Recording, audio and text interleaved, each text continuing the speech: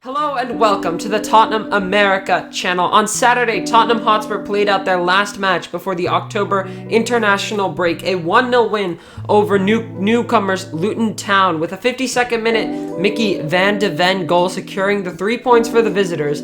This meant that Tottenham Hotspur would finish the match week at the top of the Premier League table, of course pending the Man City result, which did go our way. Tottenham stay at the top of the Premier League table heading into the October international break. I think this is a huge testament to what Ange has done at this club. So we're going to run back through Ange's time at Spurs, what he's done, how he's taken this club from 8th and parking the bus last year to first place and fluid attacking football. What a difference Ange Postecoglou has made. What a start to the season it's been. And it's not like we've just been playing small clubs who have been easy to beat. We've played Liverpool, Man United, and Arsenal. We managed to get 1 point out off of Arsenal at the NLD at the Emirates, and we managed to get all 3 points against Man United and Liverpool, which is incredible. Last season, we definitely would not even be able to do that. Even against the struggling Man United last season under Conte, we would definitely not be able to get all 3 points. Yeah, so let's quickly take a glance back at what Ange Postecoglou has done since he's come in from Celtic as our new manager. I think the biggest evidence of this was Guglielmo Vicario. Right away, getting a young goalkeeper in, that was a huge change. James Maddison, what a signing. 2 goals, 5 assists in 7 appearances for Spurs. That is a really, really incredible stat for a team that has struggled with attacking profile outside of Kane and Son for a long time. Maddison has made all the world. Then, of course, we've had Solomon, Ashley Phillips, Mickey van de Ven, Alejo Veliz, Brennan Johnson, Luka Vuskovic. So many new, exciting young players added to the squad. The most important of all, though, is definitely Maddison. And whenever I feel like, especially when we were up 1-0 against Luton, and Luton had a good spell of form, I was like, are we going to bottle this? There's a chance we could bottle this. But then I remember, oh wait, we have James Maddison on the field, and he's like, in my mind, he's almost like not Spursy whatsoever. He doesn't have any Spursiness in him. I think it's the whole team. All. I think that is part of what Ange has done, is that cultural refresh at Tottenham. And what's been lost here is that Spursiness feeling. I think the Spursiness feeling was associated with a lot of players. And I hate to say it, but the one big player that Spursiness was associated with was Harry Kane. Because he had been here through the whole time that we were struggling for trophies, that we were getting so close but failing at the end. Harry Kane was here. Not to mention other names, Hugo Lloris, Eric Dyer, Davinson Sanchez, among others. But I think Harry Kane was probably the biggest evidence of this. I don't think any Spurs fan wanted to lose him. But in hindsight, it's almost like losing him gave us that refresh we needed. Yeah. We could kind of give ourselves a new identity. And I think that was really, really important. It can't just be Harry Kane doing all the work for us over and over again, season after season. And us not really getting results, us not being consistent. If he gets injured, we were done for. Last season, if he gets injured, we're done for. Yeah. We were so lucky he didn't get injured. But, we look so different without Harry Kane. Without Harry Kane, that allows so many other players to get chances to score. Like our scores have been so spread out this season. Like apart from Son, no one else has more than 2 goals. Yeah, so there's Maddison, there's Mickey van de Ven, Romero, Emerson. They've already all scored this season. Yep. Which is crazy. Yeah, and I think that you bring up a good point because once Harry Kane is gone, I think the spotlight has kind of been shared. The spotlight was always on Harry Kane, but now it allows multiple players to come out. Obviously, Son's taken the lead. Of course, we expected that. He's the most senior player. We've got Maddison. Kulusevski has been incredible, I think. One of the best starts this season.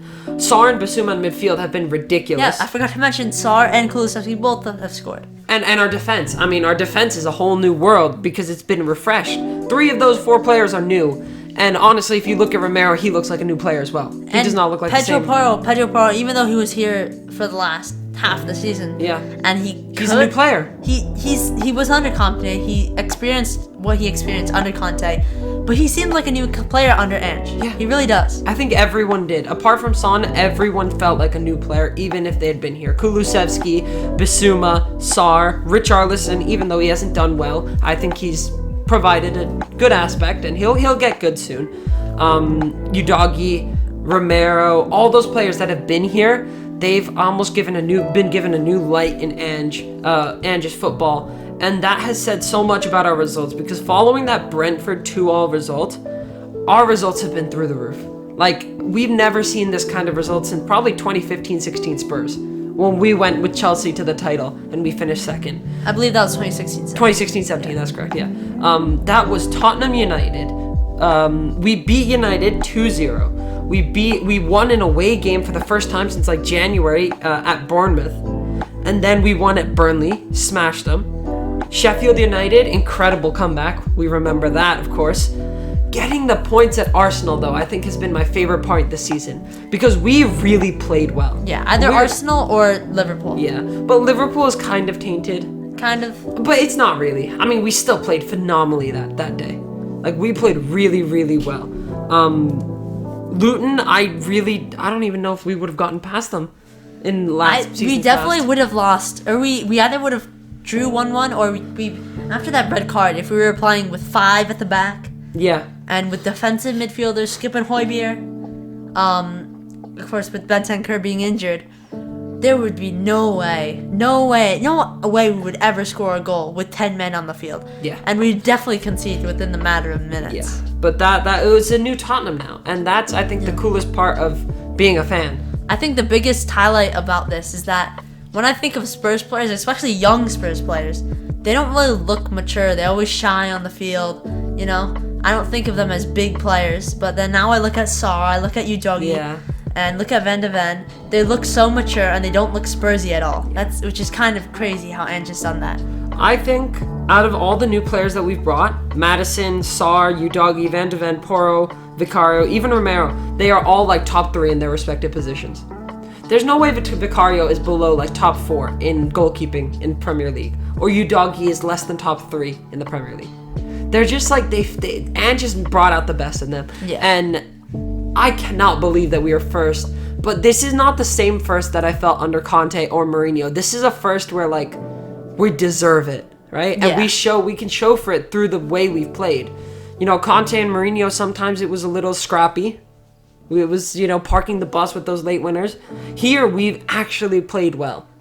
And I know many people were not expecting it at all. I think people were expecting us to go for, you know, maybe a Europe spot. I think we can challenge for the title. I think we've shown that we can get the results we need, and we can challenge for the title. Yeah, we're only like 8 games in, but I think we can definitely clinch like a second or third place finish. I think we can put up a good fight, a really good fight. If we can get these results out, keep playing well, and when the time comes towards the end of the season, when we play Arsenal again, Man City, well, we still have not played Man City, and when we play Liverpool again, those will be some huge games. Yeah, I think what's going to really matter is the way that our players step up, because we don't have depth. We know that. This team does not have any depth right now. But, you know, what's going to matter is if Kulusevski gets injured, how is Brennan Johnson, how is Solomon, how is Valise going to step up? Well, I would say the only place we have depth is wingers. Wingers, yeah. Wingers is but pretty not much, creative midfielders. So we that's do not have, the question is, if Maddison has to stay out for a game, how will Lo Celso fill that gap? He did do well in preseason, but we do know how he can get injured very often. And our defense also has lack of depth. Yeah. And our midfield, I think our midfield will be okay. We have Bissouma and SOAR. I think we'll be okay. Bentancur will be back. Højbjerg's not that bad. Højbjerg has learned to forward pass more. Same thing with Skip, so I think we'll be okay.